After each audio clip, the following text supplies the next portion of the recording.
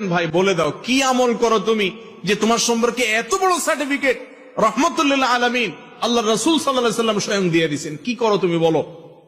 লোকটা সাহাবীদের কথা শুনে, তিনিও সাহাবী, তিনি বললেন যে ভাই বিশ্বাস করো আমি স্পেশাল কিছুই করি না, তোমরা যা করো আমিও তা করি। ইসলামে অতিরিক্ত কোনো কিছু করার তেমন কোনো সুযোগও নাই। তোমরা 5 ওয়াক্ত নামাজ পড়ো, ভাই আমি 6 ওয়াক্ত পড়ি না, আমিও 5 ওয়াক্ত পড়ি। তোমরা রমজানের রোজা রাখো, আমিও রমজানের রোজা রাখি। বিশেষ কিছুই আমি করি না, এমনকি অনেক নফল আমল টামল আমি করি, এমনও কিছু না। তবে একটা জিনিস আছে আমার, সেটা হলো আমার এই বুকে